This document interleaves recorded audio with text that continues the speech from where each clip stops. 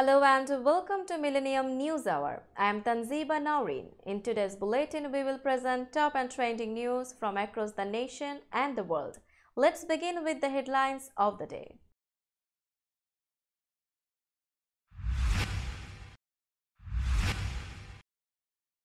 Biden in Ireland encourages nations to dream together.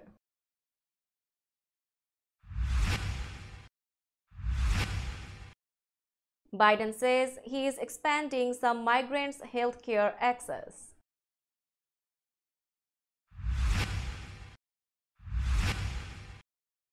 Second expelled black Democrat reinstated to Tennessee House.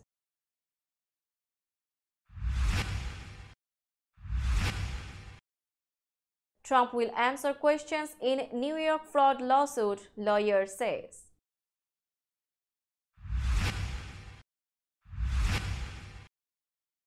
Jury selection begins in defamation lawsuit against Fox News.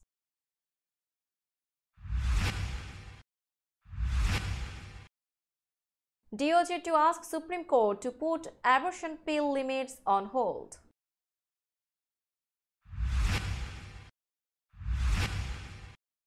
EPA awards $177 million to environmental justice groups.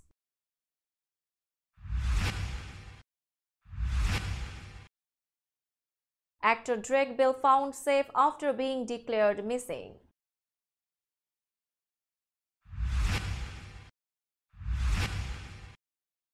Ukraine stands firm on Crimea, wants Russia out of all areas.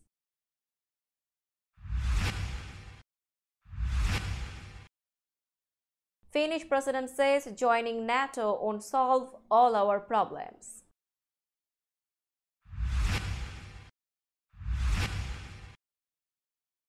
Northern China blanketed with floating sand and dust.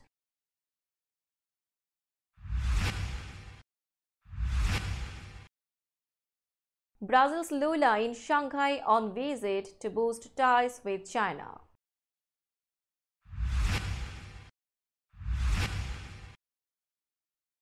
Promising new malaria vaccine for kids approved in Ghana.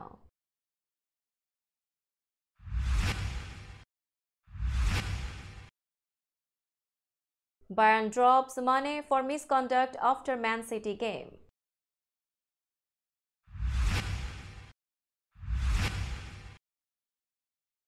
And women's tennis tour ends, Peng Shui-inspired China boycott.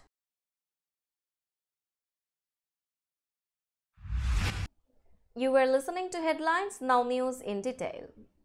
Holding up his own family history as an example, President Joe Biden on Thursday told lawmakers in a packed Parliament building that the story of Irish immigrants setting sail for the US is at the very heart of what binds Ireland and America together. Like so many countries around the world, though perhaps more than most, the United States was shaped by Ireland, Biden said in address to a joint sitting of the electors in Leinster House. And the values we share remain to this day the core of the historic partnership between our people and our governments. In his address, Biden stressed the importance of economic ties, a united front on the war in Ukraine, and a shared urgency to manage climate change. Biden addressed the parliament as part of his 4-day trip to Ireland and Northern Ireland, where he also met with political leaders and took a whirlwind tour of his ancestral homeland. Sean Cumhurley Sean O'Ferguy, Speaker of the Dáil, Parliament's lower chamber, told Biden that Ireland has benefited immensely from American investment and noted that it goes both ways. Ireland is the 9th largest source of foreign direct investment in the US. Long may this bilateral investment continue, O'Ferguy said to Cheers. He welcomed Biden home as he introduced him. Biden was the 4th US president to address the Irish Parliament after John F. Kennedy, Ronald Reagan, and Bill Clinton. President Joe Biden announced Thursday that hundreds of thousands of immigrants brought to the US illegally as children will be able to apply for Medicaid and the Affordable Care Act's health insurance exchanges. The action will allow participants in the Obama-era Deferred Action for Childhood Arrivals Program, or DSCA, to access government-funded health insurance programs. They are American in every way except for on paper, Biden said in a video released on his Twitter page. We need to give dreamers the opportunities and support they deserve. The action is likely to generate significant pushback from conservative leaders of states that have been reluctant to expand Medicaid and critical of the Biden administration's response to migrants who entered the U.S. illegally. While the federal government provides funding and guidelines for Medicaid, the program is administered by the states. Then President Barack Obama launched the 2012 DSCA initiative to shield from deportation immigrants who were brought to the U.S. illegally by their parents as children and to allow them to work legally in the country. However, the immigrants known as Dreamers were still ineligible for government-subsidized health insurance programs because they did not meet the definition for having lawful presence in the U.S. Biden's Department of Health and Human Services will aim to change that by the end of the month. The White House action comes as the DSCA program is in legal peril and the number of people eligible is shrinking. The second of two black Democrats who were kicked out of the Republican-led Tennessee House followed his colleague back to work at the Capitol on Thursday, a week after their expulsion for participating in a gun control protest propelled them into the national spotlight. State Representative Justin Pearson of Memphis was sworn in Thursday outside the State House. The day before, Shelby County Commissioners unanimously voted to reinstate him. Yes, indeed, happy Resurrection Day, Pearson said Thursday morning as he signed paperwork for his return. There will be a new building of this building with a foundation built on love, Pearson said during a fiery speech outside the Capitol after being sworn in. With pillars of justice rising up, with rafters of courage covering us, with doors that are open to everybody in the state of Tennessee, not just rich somebodies, but everybody, not just straight somebodies, but everybody, not just Republican somebodies, but everybody. After delivering his speech to supporters and reporters outside the Capitol, Pearson walked into the House chamber as debate on bills was underway. He pumped his fist and silently mouthed, "This is our house." Those in the gallery pumped their fists back and mouthed, "Our house," as Pearson circled around the floor. Former President Donald Trump arrived at the offices of New York's Attorney General Thursday for his second deposition in a legal battle over his company's business practices, with his lawyer signaling that he intends to answer questions this time instead of invoking his Fifth Amendment protection against self-incrimination. President Trump is not only willing but also eager to testify before the Attorney General today, his attorney Alina Habba said in a statement. He remains resolute in his stance that he has nothing to conceal, and he looks forward to educating the Attorney General about the immense success of his multi-billion-dollar company. The Republican was meeting with lawyers for Attorney General Letitia James, who sued Trump last year. Her lawsuit claims Trump and his family misled banks and business associates by giving them false information about his net worth and the value of assets such as hotels and golf courses. The lawsuit is unrelated to the felony criminal charges filed against Trump by the Manhattan District Attorney, which led last week to his historic arraignment, the first for a former president. In a social media post Thursday morning, Trump called the suit ridiculous, just like all of the other election interference cases being brought against me. He raised his fist as he left his apartment at Trump Tower, with his motorcade arriving at the Attorney General's office at around 9:42 a.m. James declined to answer a question about the deposition at a news conference on an unrelated matter Wednesday. Jury selection began behind closed doors Thursday in a defamation lawsuit seeking to hold Fox News responsible for repeatedly airing false claims related to the 2020 presidential election. Delaware Superior Court Judge Eric Davis previously made clear that the selection would be done out of public view to ensure the privacy and safety of potential jurors. Because of the nature of the case and under the statute, I can take those steps to protect jurors, the judge said Thursday, noting that the case has received international attention. I need to make sure that the jury remains unaffected by this, Davis added. Jury selection in Delaware is usually done in public, but occasionally is closed to protect jurors, such as in high-profile criminal cases or those involving alleged gang activity. The judge met privately with potential jurors and handed out forms asking several routine questions, including whether those in the jury pool have ever worked for Fox or Dominion voting systems, the Colorado-based voting machine company that filed the defamation lawsuit. He began Thursday's proceeding by denying a request by certain media outlets for permission to record and rebroadcast a live audio feed of the trial. The outlet sought similar permission for the jury selection, even though it is being done in private without audio access. A federal appeals court ruled that the abortion pill mifepristone can still be used for now, but restored restrictions on the drug in a decision that the Justice Department said Thursday it would swiftly challenge at the Supreme Court. At stake in an accelerating legal battle that began in Texas is nationwide access to the most common method of abortion in the U.S., less than a year after the reversal of Roe v. Wade prompted more than a dozen states to effectively ban abortion outright. In a ruling late Wednesday, the Fifth U.S. Circuit Court of Appeals in New Orleans temporarily narrowed a ruling by a lower court judge in Texas that had completely blocked the Food and Drug Administration's approval of mifepristone. But a divided three-judge panel still reduced the period of pregnancy when the drug can be taken and said it could not be dispensed by mail.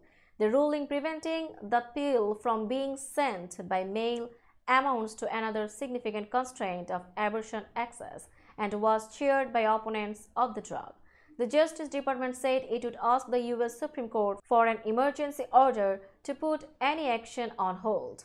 We are going to continue to fight in the courts. We believe the law is on our side and we will prevail, White House Press Secretary Karine Jean-Pierre said Thursday, speaking from Dublin during a visit by President Joe Biden. Mifepristone was approved by the FDA more than 2 decades ago and is used in combination with a second drug, misoprostol.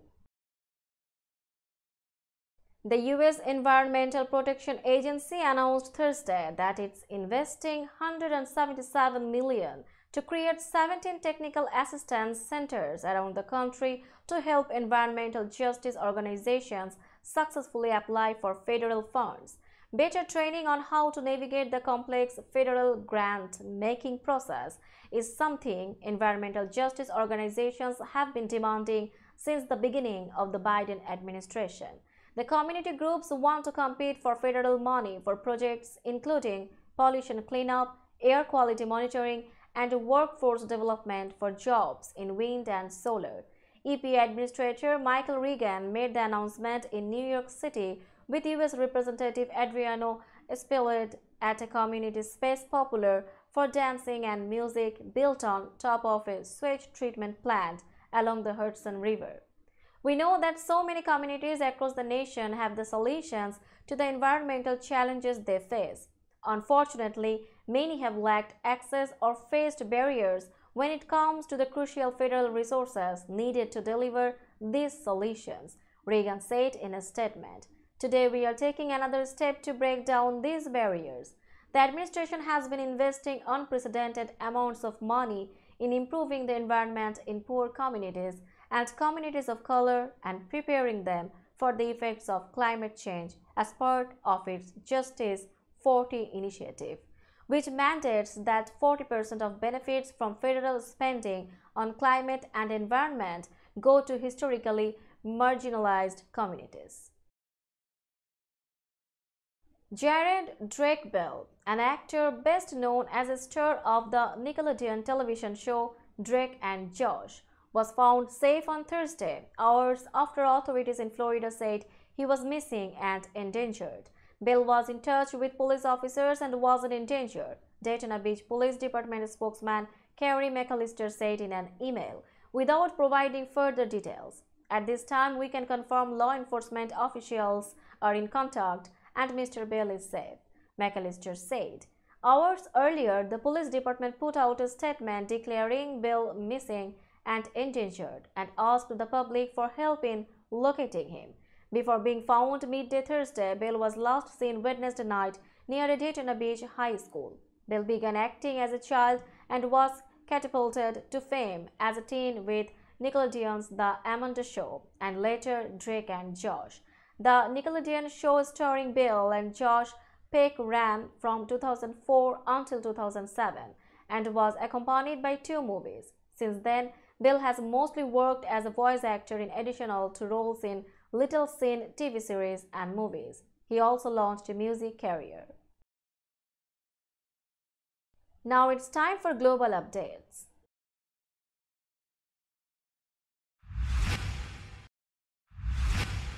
Ukraine's foreign minister said Thursday his country won't budge from its demand that Russia withdraw its forces from Crimea, as well as from other parts of Ukraine that Moscow illegally annexed more recently for the war to end, calling the conflict in Ukraine a bleeding wound in the middle of Europe. Foreign Minister Dmitry Kuleba said all his country's territory must be treated equally in dealing with the Kremlin after its full-scale invasion more than 13 months ago. We are united by UN Charter principles and the shared conviction that Crimea is Ukraine and it will return under Ukraine's control, Kuleba said, speaking by video link to a gathering in the Romanian capital, Bucharest. Every time you hear anyone from any corner of the world saying that Crimea is somehow special and should not be returned to Ukraine as any other part of our territory, you have to know one thing: Ukraine categorically disagrees with these statements, he said at the Black Sea Security Conference.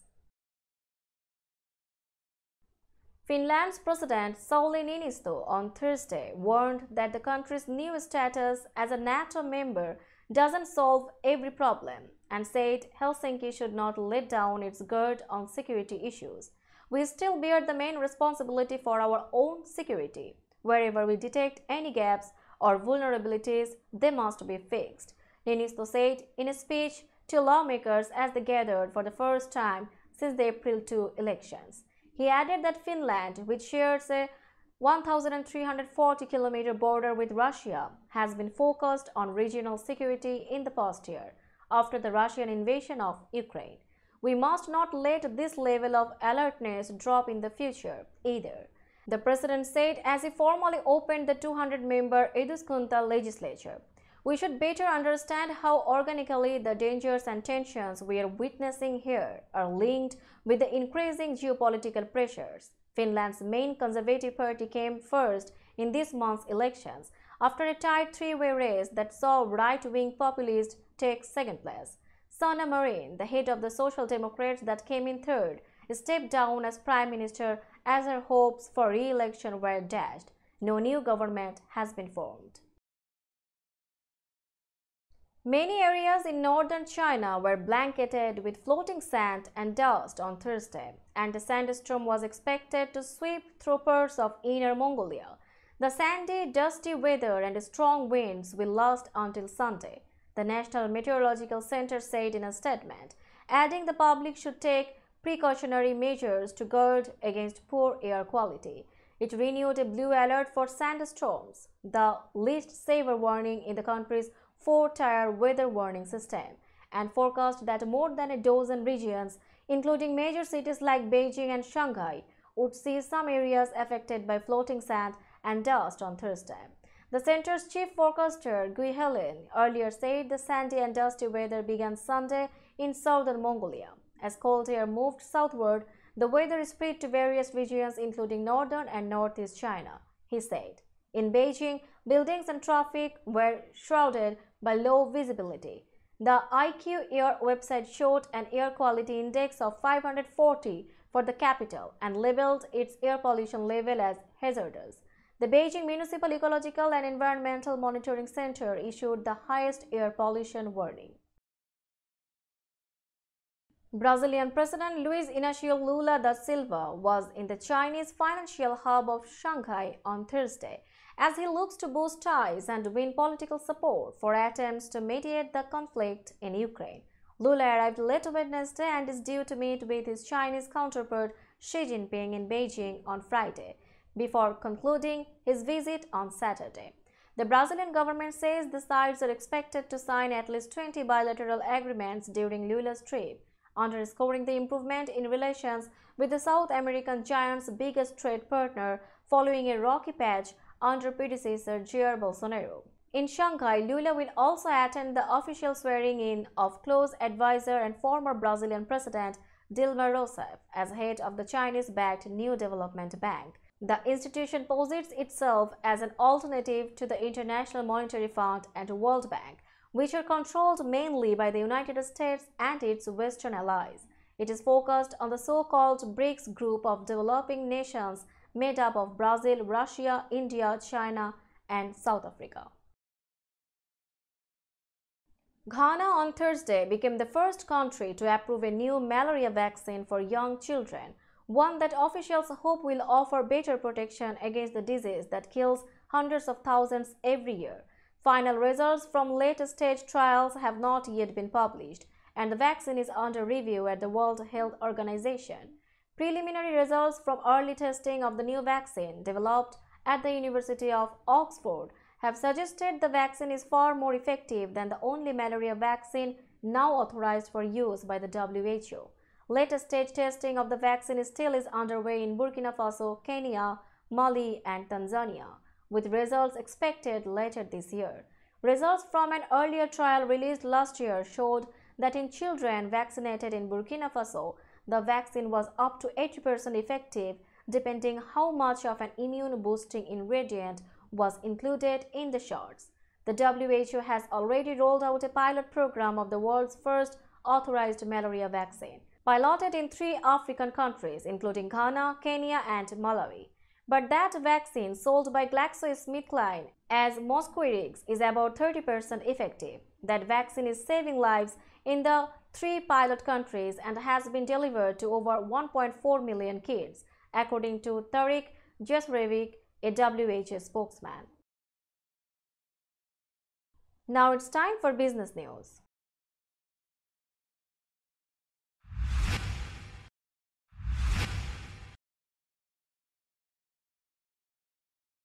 Today's New York stock close price is 15,630.89. The NYSE Composite is increased by 129.96 points or 0.84%.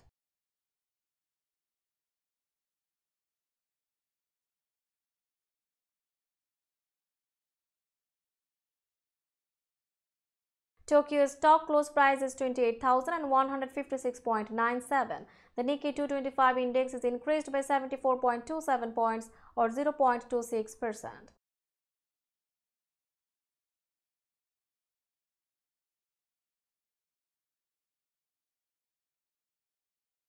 Shanghai stock close price is 3,318.3638. The Shanghai Composite Index is decreased by 8.82 points or 0.27%.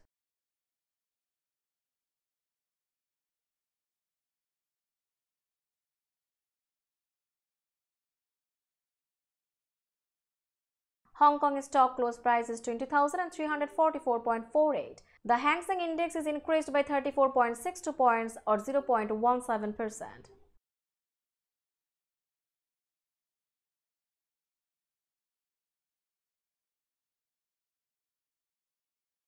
Bombay stock close price is 60,431.00. The Sensex Index is increased by 38.23 points or 0.06%.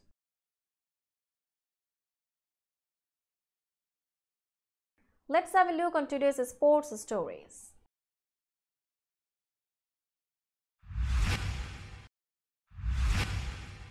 Bayern Munich has dropped Sadio Mane from its squad for the team's next game and will find the Senegal forward following reports in German media that he struck teammate Leroy Sané after Tuesday's Champions League loss to Manchester City. Sadio Mane, who is 31 years old, will not be included in the FC Bayern squad for this Saturday's home match against 1899 Hoffenheim. This is due to his misconduct after Bayern's Champions League match at Manchester City. Mane will also be given a fine, the club said in a brief statement Thursday. Bayern did not give further details of what happened. The incident was first reported by German tabloid newspaper Bild and allegedly occurred in the locker room after the 3-0 loss to City in the first leg of their Champions League quarter-final. Bild reported that Mane had struck Sané in the face after an argument in the locker room, following an earlier disagreement on the field.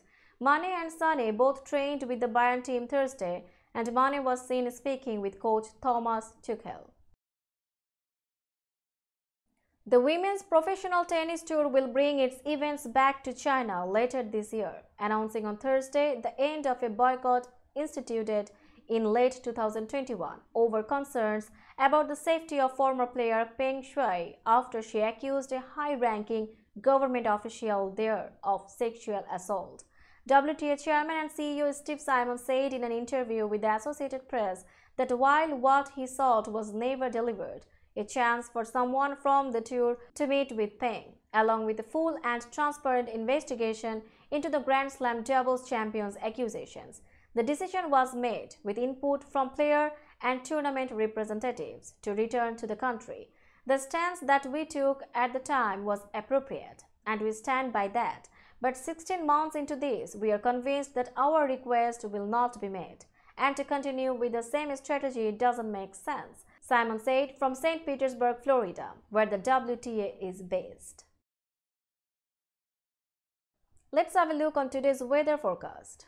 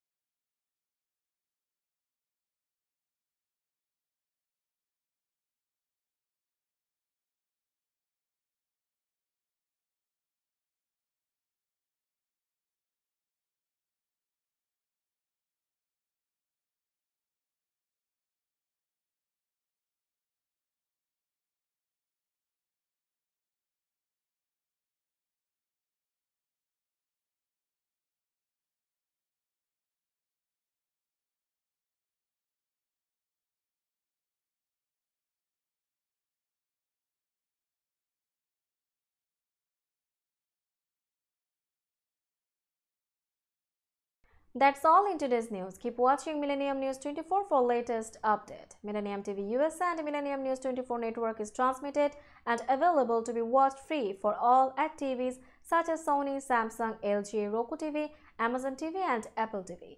and also in all European countries and Australia, available with Sky Network, Worldwide Jago TV, Radiant IPTV, Worldwide Jago BD Network, and Horizon Satellite globally. Stay connected with us for all types of informative and entertainment program. Thank you.